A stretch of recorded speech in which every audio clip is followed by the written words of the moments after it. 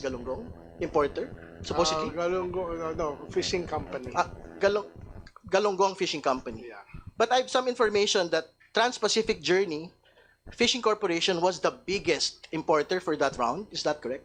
Yes, because they are the biggest fishing company in terms of total volume of fish landed, not only galunggong. Kasi ang Trans-Pacific Journey is tuna and galunggong eh. Ang Irma is only galunggong. Mas maliit yung catch nila eh. So that would explain why they got the biggest allocation. Is that correct? It's not about galunggong. It's not species specific. It's about total volume of seafoods landed. All right. Can you state for the record who are the owners of this TPJ? The family of the Tiangcos. Mr. Chair. Congressman Toby Tiangco. Their family kasi ang kumpanya na yan was owned by their parents. Do you not find any conflict of interest, Mr. Secretary, that the Tiangcos are importing the largest fishing agalunggong for this round? Well, if you want me to really comment on that, I think they deserve what they are getting because they are the pinakamalaking nilaland talaga eh. This is very scientific and everything, so wala akong nakikitang issue. Well, I'm stating it for the record because Congressman Tiangco is actually a member of the Aquaculture and Fisheries Committee in the last Congress. Hindi ba? So you did not make conflicts of interest checks relating to this. Sa akin, I've been working with the industry for so long. Yung kumpanya nila is, their family has been in fishing for more than 60 years. So, it is performance-based, Mr. Chair. So, technically, kung sino pinakamaraming niland, recorded ng PFDA yan, nagbabawal ng buwis yan, so they should get the biggest allocation. But in the several rounds that you had made importations for galunggong, is it correct to say that this is only the first time that they were like the top importer? No. Or were they always the top importer? Well, during the time of President Duterte, I would have to say na marami doon sa listahan kaya hindi sila naging na botas na overcome ng iba dahil marami ako nakitang problema sa mga landed reports ng that administrations before nung panahon na yon.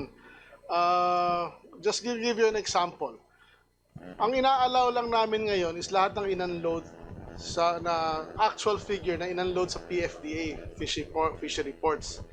Nung previous bago ako pumasok, they were allowing unloading in private ports na kung sino lang maglista-lista. At ang rami kong tinanggal na listahan dahil maraming kalokohan. Sa totoo lang, nung panahon before my time sa importation ng isda. And ayoko nang sabihin kasi meron din isang congressman na humingi sa akin ng maraming allocation at hindi ko pinagbigyan ng isda. At ang pangalan nun, Saldico. All right. But very clear, no?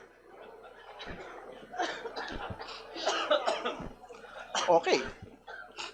So pag-usapan ho natin, how many times have yung pong TPJ had actually been able to import, that they were the top importers? I don't have the figures, Mr. Chair, but palagi sila nasa top kasi they have the biggest, one of the biggest volumes, Mr. Chair.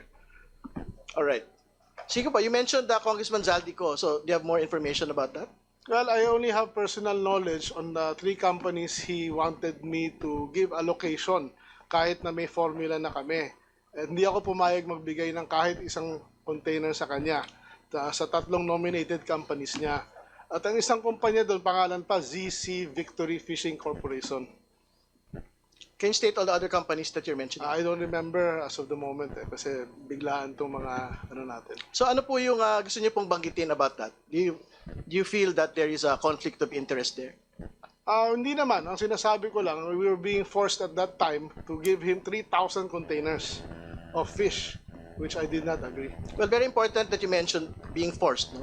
What do you mean by being forced, actually? Well, pinipilit na kami mag-issue ng import permit while we already have a formula. No, which, ito nga yung formula na lumabas and it is very clear na fair to sa scientifically, the data speaks for itself. At kaya kong tindigan to. But you have, did you actually issue it or no? Did you issue po the request? No. All right. No. Thank you.